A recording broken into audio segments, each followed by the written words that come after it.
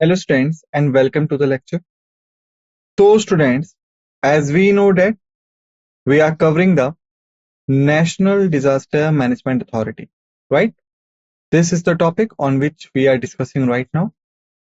Basically, within this particular series of the National Disaster Management Authority, in short known as the NDMA, these all are the topics that we had scheduled for the discussion, like starting with the definition, thereafter disasters happened over time, thereafter causes of disaster, thereafter impacts of disaster, thereafter the elements of disaster management in India, thereafter the establishment of the NDMA, thereafter the objectives of the NDMA, thereafter the functions of the NDMA, thereafter the additional functions of the NDMA, thereafter the State Disaster Management Authority, thereafter the District Disaster Management Authority. Okay. So these all were the topics that we had scheduled for a discussion. If we talk about the topics we have covered so far, so basically we have done with the definition part, we have done with the disasters happened over time. The topic we are about to start is the causes of disaster, impacts of a disaster, elements of disaster management in India, establishment of the NDMA, objectives of the NDMA, functions of the NDMA, additional functions of the NDMA, State Disaster Management Authority, and District Disaster Management Authority. Okay. So this is the picture that we have created so far all together. Basically, in this lecture, we will start from where we had left. Okay. Like this is the topic that we are going to start. Okay. The causes of a disaster. So first we know that basically what do we understand by the disaster is that the disaster is the two type of phenomena. Either it could be a natural or it could be a man-made. Okay. Or you can say this is an activity that suddenly occurs or gradually occurs, causes a huge destruction and claims the human lives as well as the properties which is worth in crores and all. Alright. So basically we know that in 2006 we established an authority, okay, or an organization in name of NDMA, which stands out for the National Disaster Management Authority. Okay, this authority was giving up a charge of managing these disasters.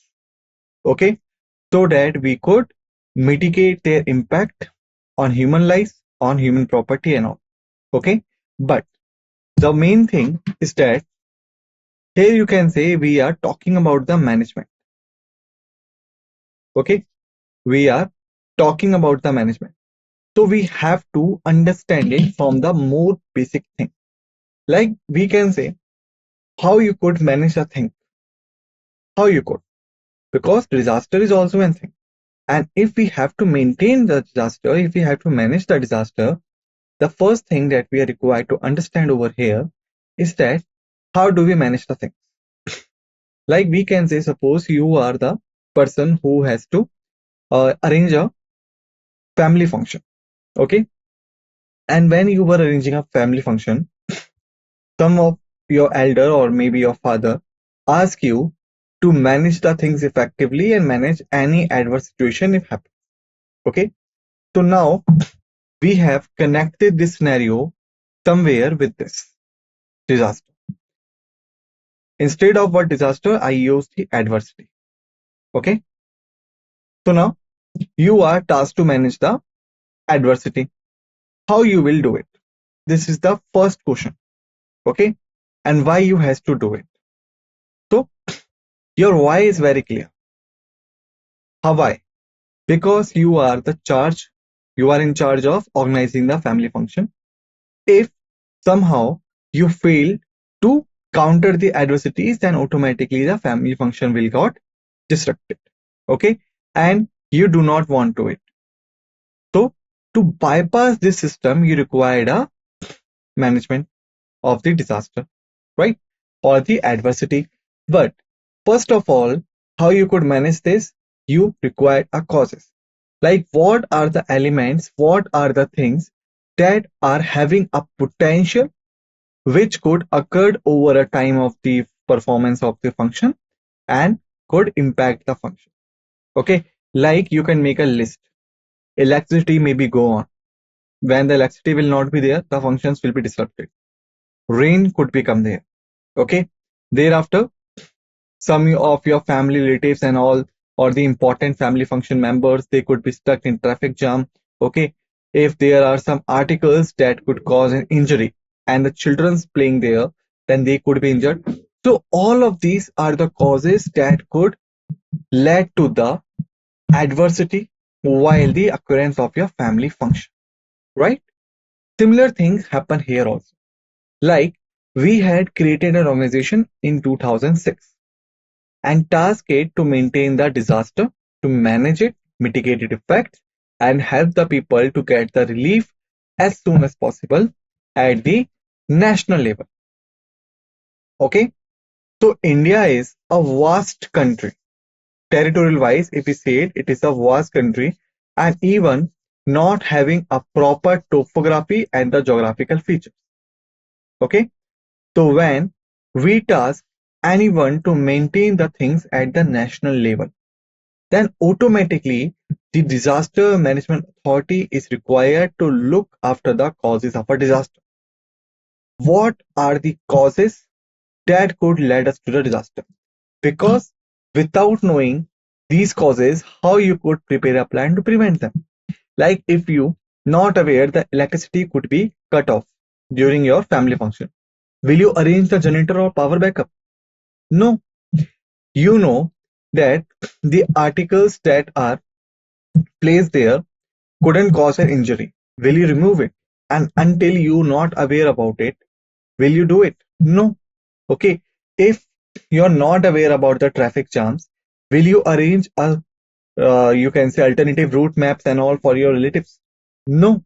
Right? It means you are countering the things only when you are know the causes. Okay. So that's why it is becomes essential for us also.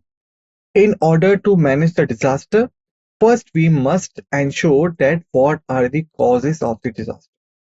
Okay. And if we talk about it, so remember that disasters can have various causes depending on the type of the disaster. Okay. Disaster could have various causes, and these causes basically depending on the types of disaster, especially in the country like India, where the territorial extent is that much of large, okay, where the vastness of the country and the different geographical features impacts our disaster management abilities also. Like we can say, if we talk about the northern Himalayas, in northern Himalayas, what could be the cause of disaster?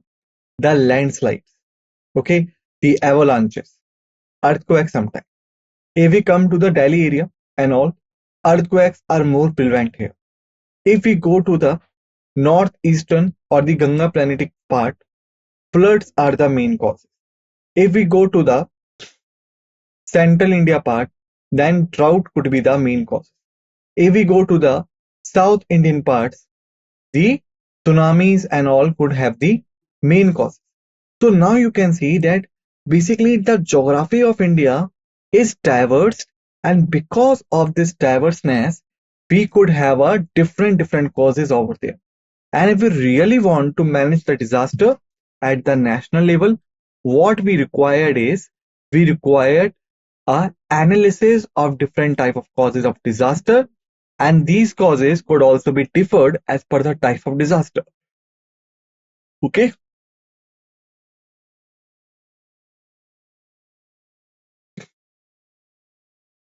So in order to maintain this, first of all, we have to understand the natural phenomena. Okay. Like what are the disaster that are generally caused because of the natural phenomena. Got it? So, the major causes of catastrophic disaster often stem from a natural phenomena occurring both within the Earth's crust and on its source. So remember, let me tell you one thing in a straightforward manner. However, we know the disaster could be of two forms, the man-made and an artificial. Okay, this is what we know. The man-made disaster is generally having an impact over the population. There is no doubt about it. But their impact is somewhat limited and somewhat not that much of high intense. Okay, we can say suppose there is any biolab that is situated in any city, or we can say, for example, we can take a better example of 1984. Why I'm saying 1984? There is a famous tragedy that happened in India on that time. Let's check how many of you are aware about it. So to answer this, you will have the 30 seconds. Your question is, you are required to tell me what was happened in 1984 in India. To answer this, you will have 30 seconds and your time starts now. Please try not to Google it. Okay. You can Google it once the time will over. Okay. And for your better studying, this time, just you can say just put pressure on your mind and try to recall what you have learned. Okay.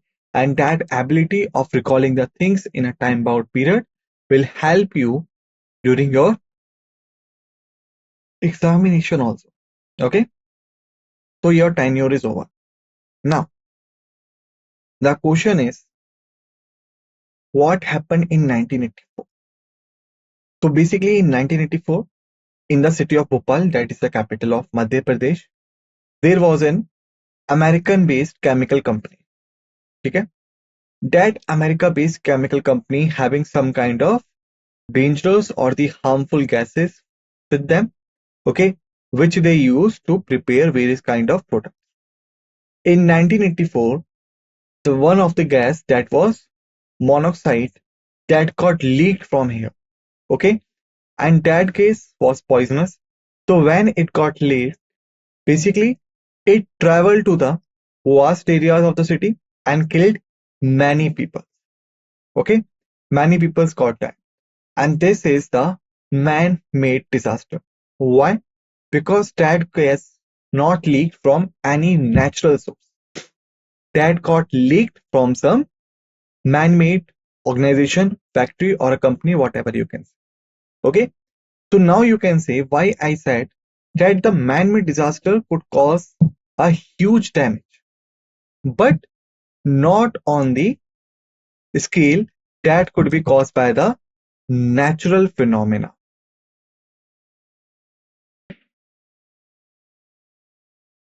Okay, so if we try to understand this, then we can say, suppose if the gas tragedy happened in Bhopal, so it limited to Bhopal.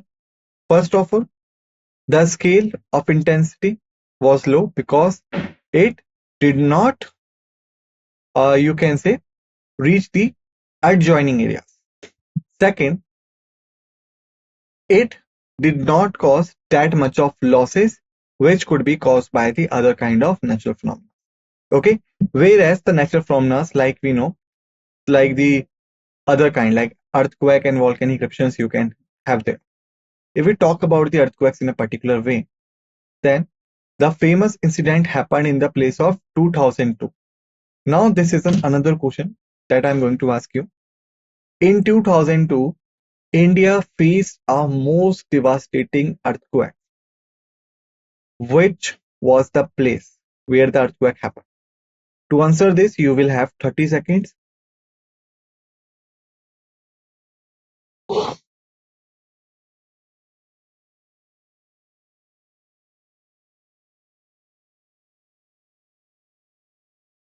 Your time starts now. Again, I'm repeating the question. In 2002, India faced a most devastating earthquake. What was the place? Okay, so the 10 seconds have been passed off. Last 20s are remaining. Okay, last 20 seconds are there. Just think faster and think quicker. And again, as I told you in the previous you can say question, if you want to Google it, you can Google it after the question is over or after the lecture. Please do not try to bypass the answer. All right. So your time is over now. The correct answer is Gujarat. In 2002, Gujarat state faced a most devastating earthquake of India, which claimed more than 2 lakh lives and many got injured. So now you can see why I said that the natural phenomena having the most of the devastating and the catastrophic disaster. And if we try to get down it, so we can say the cause of the natural phenomena that we are seeing that could be generated from anywhere, like within the earth crust, from the earth surface. Okay, the within the earth crust is earthquake,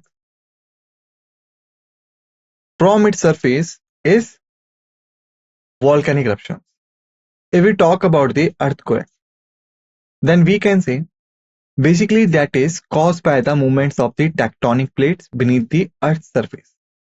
So if we look at the earth's surface, the one thing is very clear. Like we know, the earth has been divided into the three parts: the core, the mantle, and the crust. Okay, so the earth crust, beneath it lies the mantle, but between the earth crust and the mantle lies the asthenosphere. And this asthenosphere having the tectonic plates over it.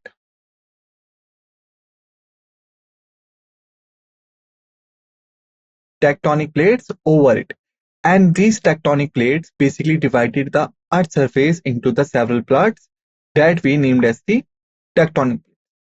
Over the period of time on earth, basically these tectonic plates get in-move from here and there. Okay, like we can say, suppose if there are the two tectonic plates, so the movement here and there will cause the surrounding areas to have some force, because the energy that would be generated because of the movement of this force will cause an tectonic energy. And when plates grind against each other or collide, it means that if they are moving parallelly, there will be no impact. But if somehow, suppose this is one plate and this is another plate, and both these plates get collide with each other, okay, or you can say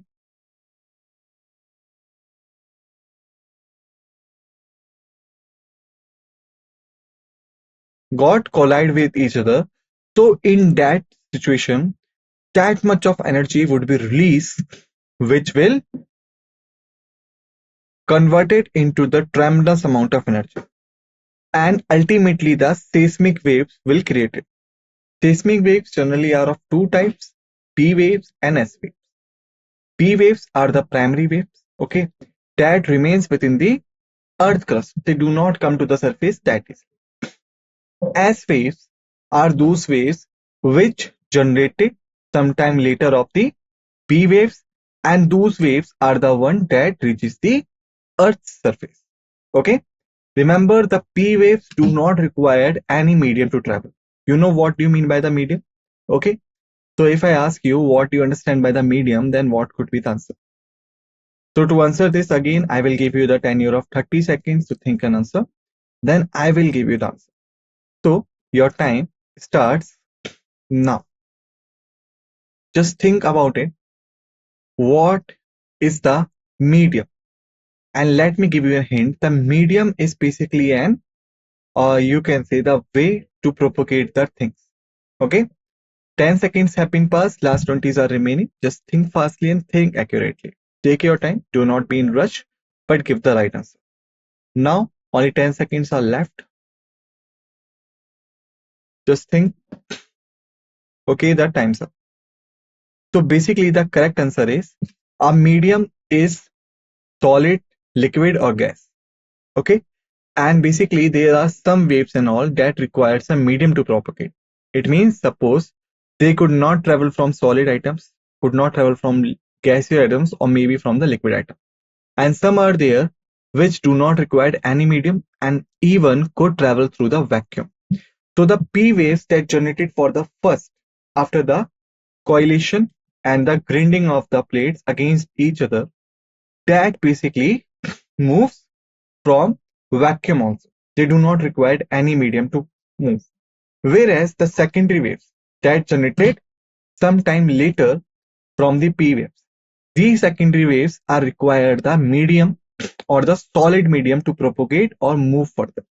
That's why the rocks that lies beneath the Earth's crust, these rocks provided the medium to the secondary waves or the S waves, and commonly they both known as the seismic waves.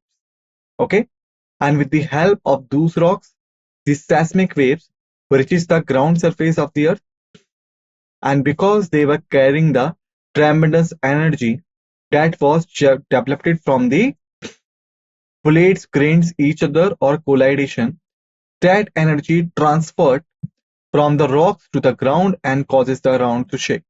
And whatever structure the ground will have, like the building and all, that will be started shaking and ultimately will demolish.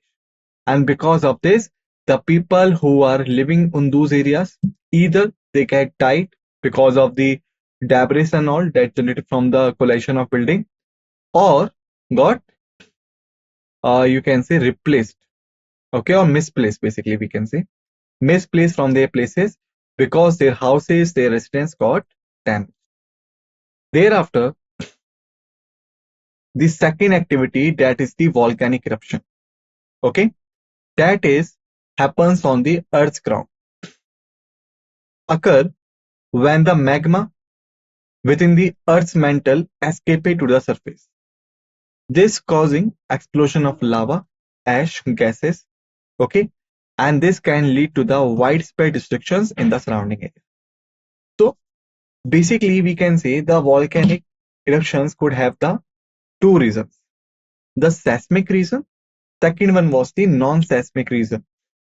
Seismic reason is when, like we know, this is an earth crust. Okay, beneath the earth crust lies the mantle, and this mantle is basically having the liquid magma because of the intense heat, the tremendous number of heat. This is having the magma. Okay, above it is the plates. Okay, so whenever these two plates move apart from each other, that will pave the way for this magma to come on the Earth's surface. Okay, and that's how it causes the volcanic eruption. Second reason could be the natural volcanic eruption. Like we can say, suppose there is a volcano. Okay, the volcano having the lava, and that lava having its source from the Earth's mantle. So over the period of time, or you can say time to time, this melter getting intense heat that it pushes itself further or the upward side and reaches the Earth's surface. And whenever this happens, explosion of lava came out, and that lava is too much heated up. It means if anything comes in contact with this lava, it will finish it off. Along with lava, different ashes that are harmful for the human health comes out, and even some of the most poisonous gases comes out.